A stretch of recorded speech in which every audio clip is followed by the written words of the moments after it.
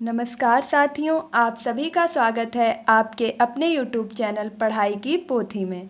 तो साथियों, उम्मीद करती हूँ कि आप सभी स्वस्थ होंगे, मस्त होंगे, बेहतर होंगे और निरंतर अपनी पढ़ाई के माध्यम से सफलता का मार्ग प्रशस्त कर रहे होंगे।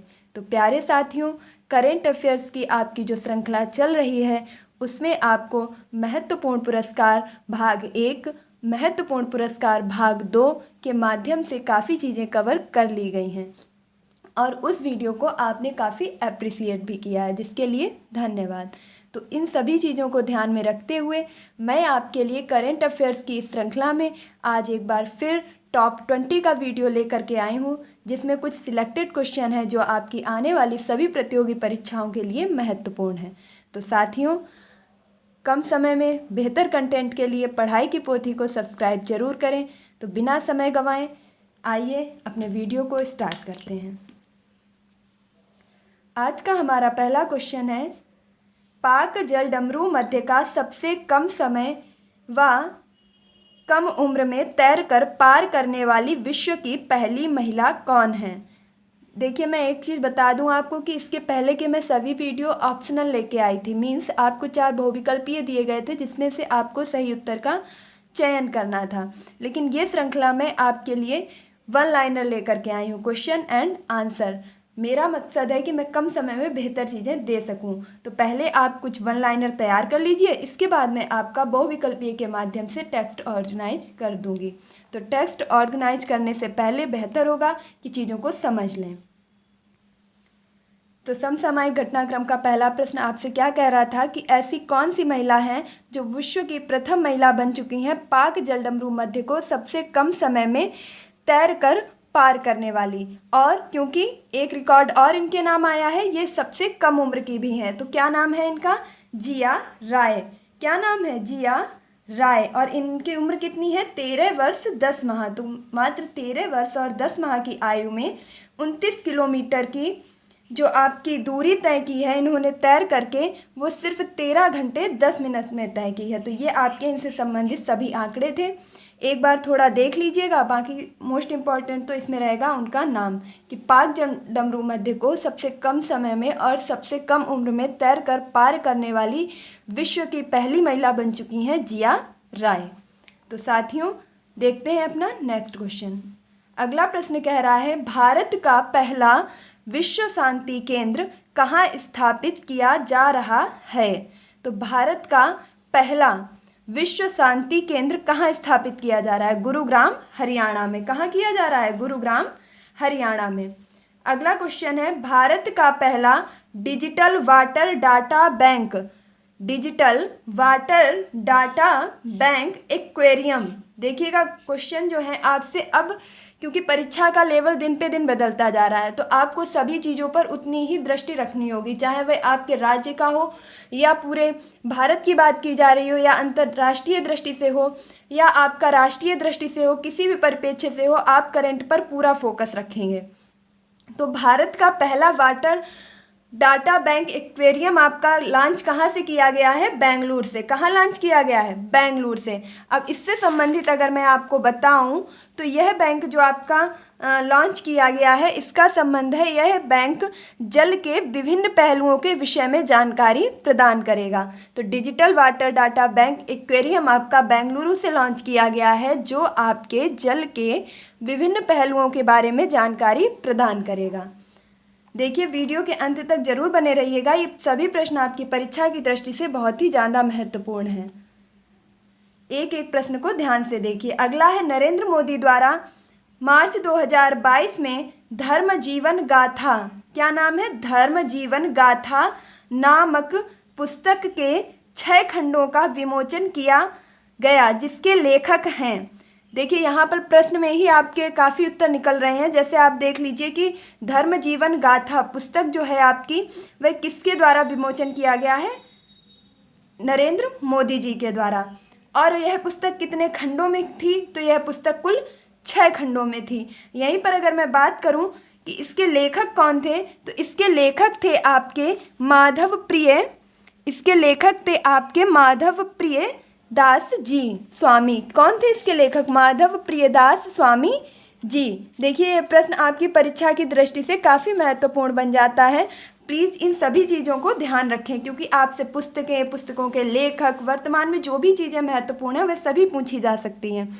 तो आपसे पूछा गया था कि धर्म जीवन गाथा नामक जो पुस्तक है उसके लेखक कौन हैं? तो माधव प्रियदास जी। यही प्रश्न ये भी पूछा जा सकता है कि माधव प्रियदास जी द्वारा लिखित धर्म जीवन गाथा का विमोचन किसके द्वारा किया गया? तो नरेंद्र मोदी जी के द्वारा किया गया। अगर मैं पूछूं कि यह पुस्तक किसके ऊपर लिखी गई है, देखिए यहाँ मेंशन मैंने नहीं किया है, आप ध्यान से सुन लीजिएगा कि यह पुस्तक आपकी लिखी गई है स्वामी नारायण गुरुकुल विश्व विद्या प्रतिष्ठानम के गुरुदेव शास्त्री जी महाराज के जीवन पर। अब क्योंकि अब इतना लंबा तो आप याद रख नहीं पाएंगे, तो आप सीधे याद रख लीजिए कि जो गुरुकुल विश्व विद्या प्रतिष्ठान है स्वामी नारायण जी का, उन्हीं के ऊपर शास्त्री जी महाराज के जीवन पर यह पुस्तक लिखी गई है। तो सिर्फ आप इतना याद रखिए कि धर्म जीवन गाथा किसने लिखी है? तो माधव प्रियदास जी ने लिखी है। किसके ऊपर लिखी है? शास्त्री जी महाराज के जीवन के ऊपर लिखी है, जिसका विमोचन नरेंद्र मोदी जी के द्वारा किया गया है। नेक्स्ट क्वेश्चन है आपका, the blue book A writers general नामक पुस्तक के लेखक कौन हैं? देखिए मैं बार बार कह रही हूँ कि पुस्तकें भी आपके लिए महत्वपूर्ण है, चाहे वे राष्ट्रीय हों या अंतर्राष्ट्रीय हों, चाहे उनके लेखक भारत के हों या विदेश हों, विदेशी कोई पुस्तक हो, वह सभी आपकी परीक्षा के लिए महत्वपूर्ण है, जो काफ़ी चर्चित रही हैं। तो the blue book A writers general नामक पुस्तक के लेखक हैं आपके अमितावा कुमार। कौन है? अमितावा कुमार। देखिए वीडियो के अंत तक जरूर जुड़े रहिएगा, ये सभी प्रश्न आपकी परीक्षा के लिए काफ़ी हेल्पफुल साबित होंगे। हाल ही में किस देश के पूर्व राष्ट्रपति शहाबुद्दीन अहमद का निधन हो गया है? तो हाल ही में किस देश के पूर्व राष्ट्रपति शहाबुद्दीन अहमद का निधन हो गया है? तो वह थे आपके बांग्लादेश के पूर्व राष्ट्रपति। कहाँ के थे?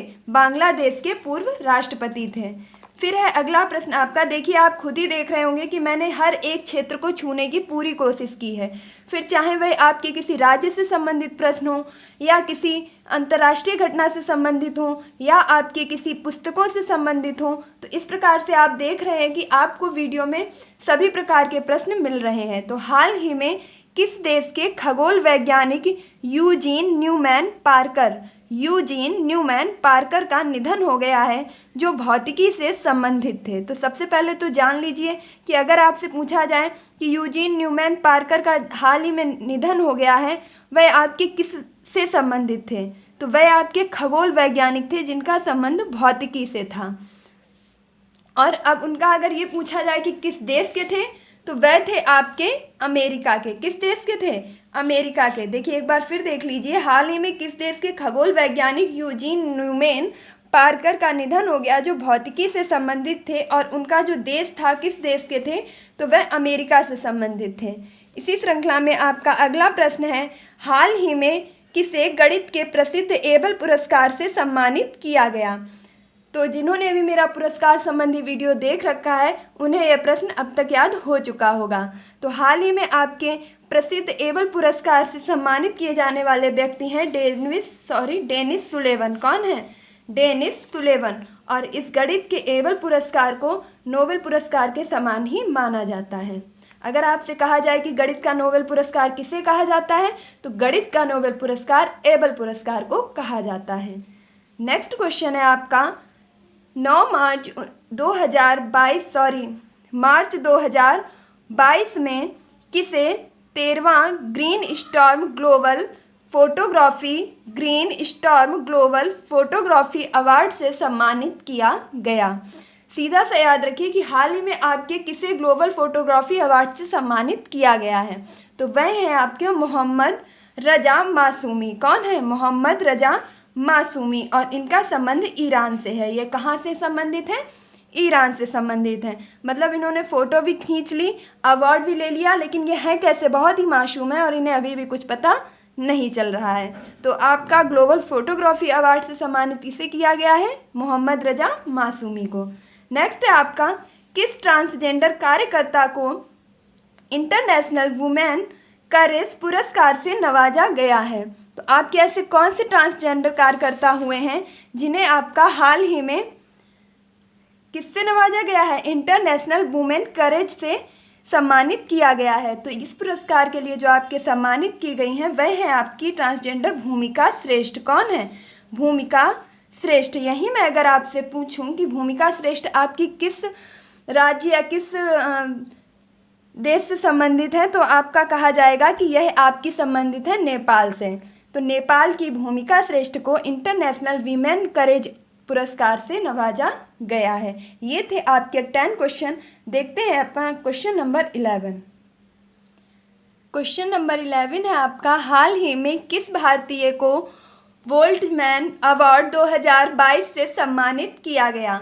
तो हाल ही में आपके वोल्टमैन अवार्ड 2022 से सम्मानित होने वाले हैं दीपक धर। कौन है? दीपक धर। यह आपके भारतीय हैं। कौन है? भारतीय है दीपक धर। अगला है आपका 31वां घनश्याम दास बिड़ला पुरस्कार 2022 किसे प्रदान किया गया? तो 31वां घनश्याम दास बिड़ला पुरस्कार आपका प्रदान किया गया है नारायण प्रधान को। किसे दिया गया है? नारायण प्रधान को। देखिए बहुत ही आसान है। घनश्याम मीन्स कृष्ण और नारायण मीन्स भी आपका कह सकते हैं कृष्ण या विष्णु का ही पर्यायवाची होता है नारायण। तो घनश्याम दास बिड़ला पुरस्कार आपका दिया गया है नारायण प्रधान को। अब चूंकि ये नारायण प्रधान जो है, तो इन्हें ये किस क्षेत्र में प्रदान किया गया है? तो वैज्ञानिक शोध के लिए नारायण प्रधान को यह पुरस्कार दिया गया है। अगला प्रश्न है, अगर मैं आपसे यहीं पे एक प्रश्न और पूछ लूँ, देखिए आप कमेंट बॉक्स में ज़रूर आंसर करिएगा। ये मैं आपको पढ़ा भी चुकी हूँ। देखिए जितना आप आंसर करेंगे आपकी तैयारी उतनी ही बेहतर होगी। अब आप मुझे ये बताएंगे कि सरस्वती सम्मान से अभी हाल ही में किसे नवाजा गया है, और आपके अगर मैं बात करूं कि हिंदी का साहित्य सम्मान किसे दिया गया है। इन दोनों क्वेश्चंस का आंसर आप कमेंट बॉक्स में ज़रूर बताएंगे। अगला क्वेश्चन है, हाल ही में जारी हुरून ग्लोबल रिच लिस्ट में शीर्ष स्थान पर कौन है? देखिए एक लिस्ट आपकी जारी की गई है हुरून ग्लोबल रिच लिस्ट। इसमें आपके उन लोगों के नाम दर्ज किए जाते हैं जो विश्व में सबसे अमीर या धनी व्यक्ति हैं। तो उसमें आपके जो विश्व में सबसे ज़्यादा अमीर व्यक्ति हैं वह हैं आपके एलन मस्क। कौन है? Elon Musk. इन सब का नाम हम सभी ने लगभग सुना होता है क्योंकि इनकी कंपनी का क्या नाम है? Space x. तो एलन मस्क जो हैं वह आपके स्पेस एक्स और टेस्ला कंपनी के संस्थापक हैं। इन्हें विश्व में सबसे अमीर व्यक्ति घोषित किया गया है। यहीं पर अगर मैं बात करूं कि दूसरे नंबर में आपके सबसे अमीर कौन है, तो अमेज़न के बारे में हम सभी ने सुना है क्योंकि कहीं ना कहीं हम सभी लोग इस ऑनलाइन प्लेटफॉर्म से जुड़े हैं जिसमें अमेज़न, फ्लिपकार्ट इन सभी चीज़ों का उपयोग करते रहते हैं। तो अमेज़न के संस्थापक जेफ बेजोस को आपके दूसरे नंबर में शामिल किया गया है। तो सबसे अमीर हैं आपके एलन मस्क। ये प्रश्न आपकी परीक्षा की दृष्टि से बहुत महत्वपूर्ण है। देखिए इसे बिल्कुल भी मत भूलिएगा कि विश्व में आपके सबसे ज़्यादा अमीर हैं एलन मस्क, जो स्पेस एक्स और टेस्ला कंपनी के मालिक हैं, संस्थापक हैं। जेफ बेजोस आपके अमेजॉन के संस्थापक हैं जो दूसरे नंबर पर आए हैं। यहीं पर अगर मैं आपसे बात करूं कि भारत में ऐसे कौन से व्यक्ति हैं जो इस लिस्ट में शामिल हैं या नहीं हैं, तो मैं आपको बता दूं कि टॉप 10 की इस लिस्ट में जो 9वें नंबर पर हैं वह हैं आपके भारत के मुकेश अंबानी। और मुकेश अंबानी किसके संस्थापक हैं? तो रिलायंस के संस्थापक हैं। देखिए इन तीनों प्रश्नों को जरूर याद रखिएगा। एलन मस्क क्योंकि वो फर्स्ट नंबर पर आए हैं इसलिए महत्वपूर्ण हो जाते हैं। दूसरे नंबर पर जेफ बेजोस अमेजन से संबंधित हैं, यह आपके हैं। अगर भारत के संदर्भ में बात की जाए तो मुकेश अंबानी आपके रिलायंस के संस्थापक हैं जो कि ग्लोबल रिच लिस्ट में 9वें नंबर पर आए हैं। अगला क्वेश्चन है, डीप ओशन मिशन इकोनॉमिक पहल का समर्थन करने हेतु किस मंत्रालय द्वारा लॉन्च किया गया? मतलब एक मिशन है। कैसा मिशन है? डीप ओशन मिशन है आपका। इसे लॉन्च किया गया है। तो किस मंत्रालय से लॉन्च किया गया है? अगर मैं पूछूं कि इसका संबंध किससे है, तो इकोनॉमी पहल का समर्थन करने से इसका संबंध है। अब इकोनॉमी पहल से आपका जो संबंधित है, इसमें आपके क्या क्या विषय आएंगे? तो जीवन को बेहतर बनाना और बेहतर आजीविका का निर्माण करना, स्वास्थ्य और रोजगार को शामिल करना, पारिस्थितिकी तंत्र और समुद्री जीवों के संसाधनों का सतत उपयोग करना, ये सभी चीज़ें आपकी डीप ओशन मिशन के अंतर्गत शामिल की गई हैं। और यह आपका जो मिशन है, यह लॉन्च किया है पृथ्वी विज्ञान मंत्रालय ने। किसके द्वारा लॉन्च किया गया है? पृथ्वी विज्ञान मंत्रालय के द्वारा लॉन्च किया गया है। आपसे ये भी पूछा जा सकता है कि डीप ओशन मिशन का संबंध किससे है, तो इकोनॉमिकी की पहल करने से संबंधित है। और किसके द्वारा लॉन्च किया गया है, तो पृथ्वी विज्ञान मंत्रालय के द्वारा लॉन्च किया गया है। नेक्स्ट क्वेश्चन है आपका, भारत का पहला 100% महिलाओं के लिए स्वामित्व वाला औद्योगिक पार्क कहाँ खोला गया है। देखिए हाल ही में अभी आपका एक ऐसा पार्क खोला गया है औद्योगिक, जिसमें 100% महिलाओं की भागीदारी है और महिलाओं को 100% स्वामित्व के लिए जो है यह पार्क खोला गया है। और यह खोला गया है आपका हैदराबाद में। कहाँ खोला गया है, हैदराबाद में खोला गया है।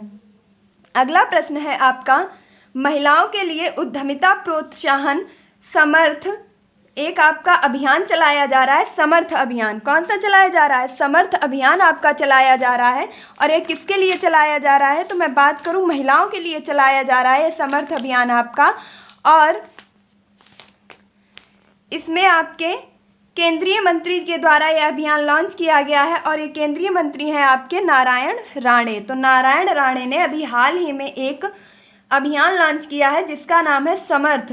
और ये किससे संबंधित है, तो महिलाओं को उद्यमिता में प्रोत्साहन देने हेतु, मीन्स महिलाओं को उद्यमी बनाने के लिए, रोजगार देने के लिए ये आपका समर्थ जो है अभियान चलाया जा रहा है। और किसने ये शुरू किया है, तो नारायण राणे के द्वारा शुरू किया गया है। नेक्स्ट है आपका, पीएम मोदी द्वारा कहाँ से विप्लवी भारत गैलरी का उद्घाटन किया गया है। अगर मैं कहूँ कि आज का सबसे अधिक महत्वपूर्ण प्रश्न कौन सा है, तो यही है आपका विप्लवी भारत गैलरी। देखिए प्रश्न तो सभी महत्वपूर्ण हैं, सभी प्रश्न अपनी अपनी जगह उतनी ही वैल्यू रखते हैं, चाहे वे किसी के निधन से संबंधित हो, चाहे वे किसी पुस्तक से संबंधित हो, चाहे वे किसी पुरस्कार से संबंधित हो, चाहे वे किसी राज्य की घटना या योजना से संबंधित हो। देखिए सभी प्रश्न अपनी जगह पर महत्वपूर्ण हैं। अगर मैं बात करूं कि विप्लवी भारत गैलरी का उद्घाटन पीएम मोदी ने कहाँ किया है, तो आप सभी देख ही चुके हैं, कोलकाता पश्चिम बंगाल में आपके विप्लवी भारत गैलरी का जो है उद्घाटन किया गया है। अब ये विप्लवी भारत का जो उद्घाटन किया है ये किससे संबंधित है,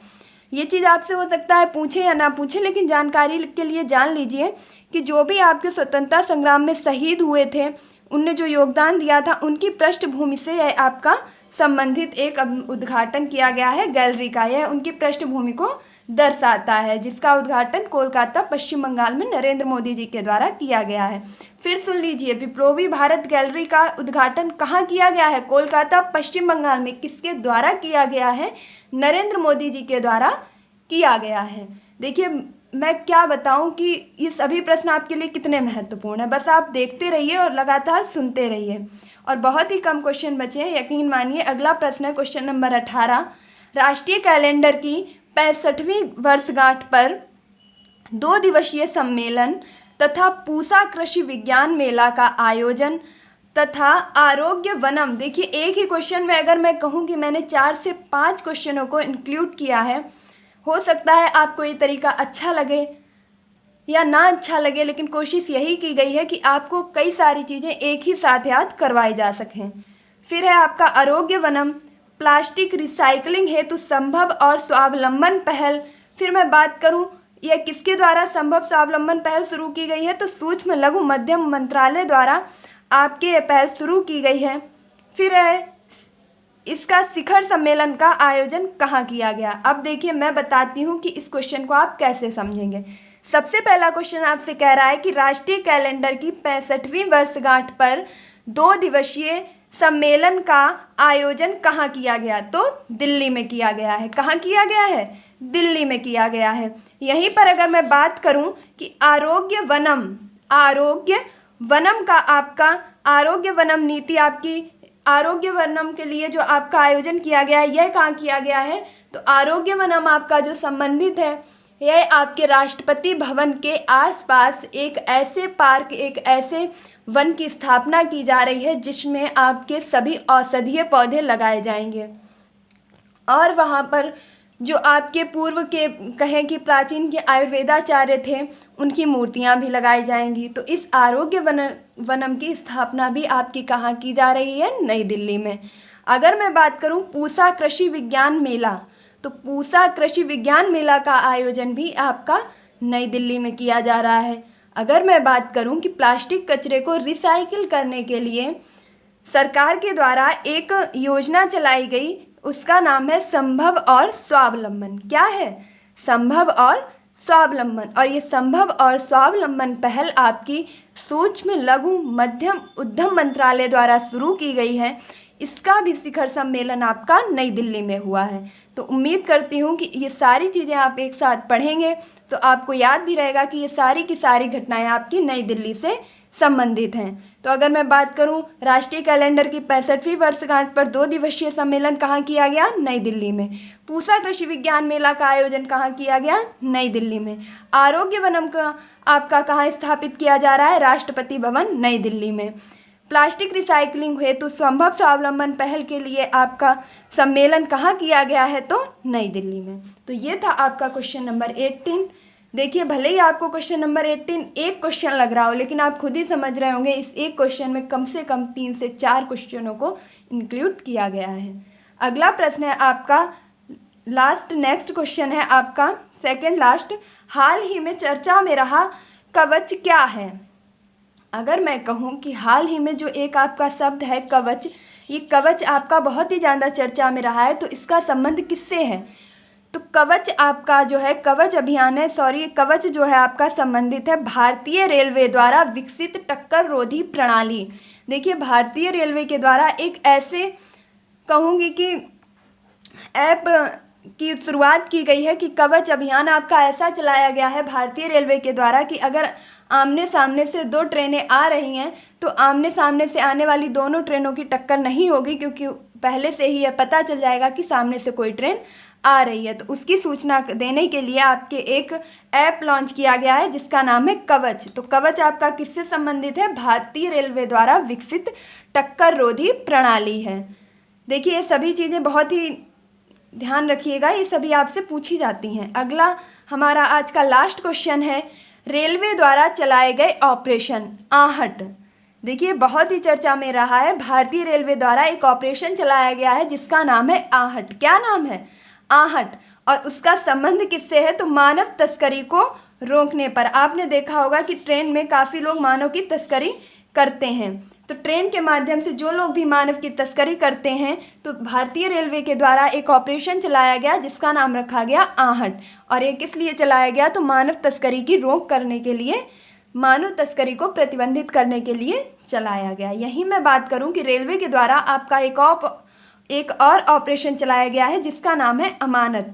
क्या नाम है? अमानत। तो अमानत जो आपका ऑपरेशन चलाया गया है उसका संबंध है सामान की सुरक्षा करने से।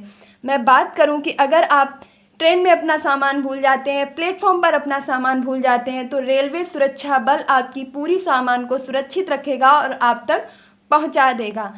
अब थोड़ा इसे व्यवहारिक रूप से देखिए, तो अभी तक कितना किसको क्या चीज़ मिल जाती है लौट के, लेकिन अभी भैया अभियान चला है तो पढ़ना है। तो ऑपरेशन अमानत जो है आपका, ये सामान सुरक्षा वापसी, मतलब आपकी सुरक्षा सामान की जाएगी, उसे कोई भी चुराया, आप भूल जाते हैं, आपकी सामान कोई चुरा लेता है तो उसकी आपकी सुरक्षा की जाएगी ऑपरेशन अमानत के द्वारा। लास्ट था आपका ऑपरेशन माई सहेली। तो अगर मैं बात करूं कि ऑपरेशन माई सहेली का संबंध किससे है, तो भारतीय रेलवे के ही द्वारा आपकी एक और अभियान चलाया गया ऑपरेशन माई सहेली। तो ऑपरेशन मेरी सहेली का संबंध है महिलाओं की सुरक्षा व जागरूकता से। देखिए, हम सभी जानते हैं कि आए दिन महिलाओं के साथ दुर्व्यवहार होता रहता है, फिर वह चाहे सार्वजनिक स्थान पर हो या किसी ट्रेन में हो या किसी भी स्थान पर महिलाओं को किसी भी प्रकार की जो है मैं कहूँ कि परेशानियाँ झेलनी पड़ती हैं। तो इस चीज़ को ध्यान में रखते हुए आपके रेलवे के द्वारा मेरी सहेली ऑपरेशन चलाया जा रहा है, जिसमें महिलाओं को सुरक्षा प्रदान की जाएगी। उन्हें किसी भी प्रकार से डरने की या उन्हें कोई ट्रेन में परेशान कर रहा है, इस प्रकार की किसी भी समस्या से बचने के लिए ये ऑपरेशन मेरी सहेली चलाया जा रहा है। और महिलाओं को जागरूकता भी प्रदान की जाएगी कि वह किस प्रकार अपनी रक्षा और सुरक्षा कर सकती हैं। देखिए, मैंने यहाँ पर मेंशन नहीं किया है, मैं आपको ओरली बता देती हूँ, ध्यान से सुनिएगा कि आपके भारतीय रेलवे के ही द्वारा एक ऑपरेशन और चलाया गया है जिसका नाम है ऑपरेशन 5 मिनट। क्या है? Operation 5 minute. तो ऑपरेशन 5 मिनट का संबंध है आपका टिकट बुकिंग से। अभी तक हम टिकट बुक करते थे तो हमें काफ़ी टाइम लगता था, अब आपका एक ऑपरेशन चलाया गया है ऑपरेशन 5 मिनट जो टिकट बुकिंग से संबंधित है, कहूँ तो टिकट बुकिंग में भी आपके काफ़ी धांधली हुआ करती थी, उसे रोकने के ही लिए आपका ये ऑपरेशन चलाया गया है। एक और ऑपरेशन चलाया गया है जिसका नाम है ऑपरेशन सतर्क। रेलवे के ही द्वारा आपका एक और ऑपरेशन चलाया गया है, ऑपरेशन सतर्क। इसका संबंध है अपराध नियंत्रण से और यह आपका दिल्ली सरकार के द्वारा चलाया गया है। दिल्ली सरकार के द्वारा यह आपका एक गश्ती अभियान चलाया जा रहा है जिसका नाम है सतर्क। तो ये थे आपके आज के करंट अफेयर्स समसामयिक घटनाक्रम से संबंधित 20 प्रश्न।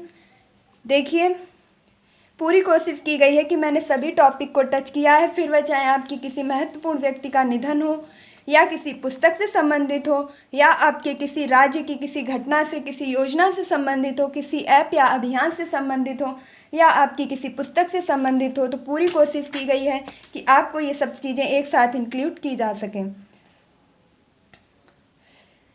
देखिए, बहुत मेहनत लगती है और वीडियो भी आपको काफ़ी अच्छी तरीके से प्रोवाइड किया जाता है कि आप चीज़ों को समझ पाएँ। तो मैं उम्मीद करती हूँ कि ये वीडियो आपके लिए हेल्पफुल होगा, आपकी परीक्षा की दृष्टि से आपको बहुत ही ज़्यादा बेनिफिट करेगा। तो प्यारे साथियों, अगर आपको ये वीडियो पसंद आया है तो इसमें कोई भी कहने की बात नहीं है, ये आप सभी लोगों की नैतिक जिम्मेदारी है कि आप अपनी बहन का सपोर्ट करें, इस पढ़ाई की पोथी को सब्सक्राइब करें, लाइक करें, कमेंट करें, शेयर करें और मेरे द्वारा पूछे गए दोनों क्वेश्चंस का आंसर कमेंट बॉक्स में देना बिल्कुल भी ना भूलें। तो प्यारे साथियों, इसी तरह आप अपनी पढ़ाई में लगनता से लगे रहें, कर्मठ रहें और हमेशा अपने माता पिता का सम्मान करें, गुरुजनों का आशीर्वाद लेते रहें और इस पढ़ाई की पोथी को आगे बढ़ाते रहें। आपने पढ़ा है, अपने दोस्तों को पढ़ाइए और लोगों को शेयर कीजिए, पढ़िए, पढ़ाइए, चैन बनाइए। तो तब तक के लिए धन्यवाद। मिलती हूँ अपने नेक्स्ट वीडियो में। खुश रहिए, मस्त रहिए। धन्यवाद।